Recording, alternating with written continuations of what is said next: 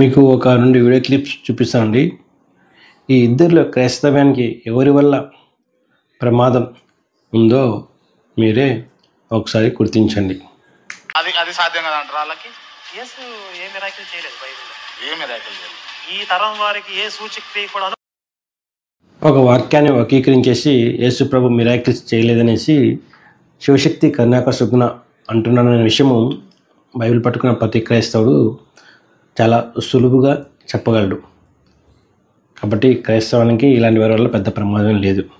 కానీ ప్రమాదం ఎవరి వల్ల అంటే అవ్వ దగ్గర వచ్చేసి సగం నిజం సగం అబద్ధం కలిపి ఏ విధంగా అయితే సాతాను మోసం చేశాడో, అదేవిధంగా యేసు దగ్గరకు వచ్చేసి వాక్యాన్ని అవుట్ ఆఫ్ కాంటెక్స్ట్ యేసు దగ్గరనే కోట్ చేసి వాటి స్వార్థం కొరకు వాక్యాలను వక్రీకరించాడు.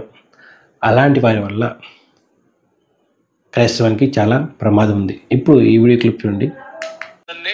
దేవుడు దీవిస్తాడు. 5 రొట్టెలు 2 చేపలు యేసయ్యకి ఇస్తే ఇచ్చిన వాటినే దేవుడు దీవించాడు, కానీ దాచిపెట్టుకున్న వాళ్ళని ఎవరిని దేవుడు దీవించలా.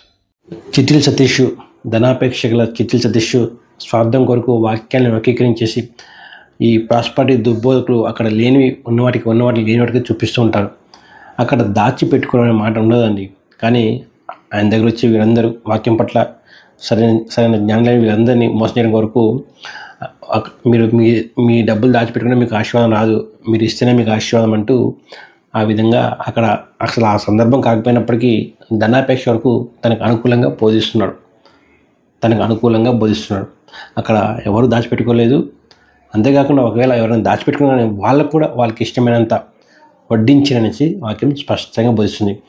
ఆ మిరాకిల్ అనేది నేనే జీవాహారం అని చెప్పడం కొరకు ఒక గొప్ప ఆత్మీయ అర్థంతో యేసు చేసిన మిరాకిల్ తన ధనాపేక్ష కొరకు స్వార్థం కొరకు వక్రీకరించేసి దేవుని తప్పుగా చిత్రీకరిస్తూ, అదేవిధంగా మీరు 5 పైసలు ఇస్తే మీకు 5 పైసలు ఇస్తే 5 పైసలు అంత ఆశ వస్తుంటూ బోధిస్తూ కేవలం ధనాపేక్ష వాక్యాలను వక్రీకరణ చేసి వాళ్ళని మోసం చేస్తున్నారు. కాబట్టి ఇలాంటి వారి వల్ల క్రైస్తవానికి ప్రమాదం ఎక్కువ. ఇలాంటి వారు వీళ్ళతో పాటు ఇతరులు కూడా నరకానికి తీసుకెళ్తారు. ఎందుకంటే దేవుని తప్పుగా ఆరాధించేలా చేస్తూ వాక్యాన్ని వక్రీకరిస్తూ తమను తాము మోసం చేసుకుంటూ ఇతరులు కూడా మోసం చేస్తూ నరకానికి వెళ్తున్నారు.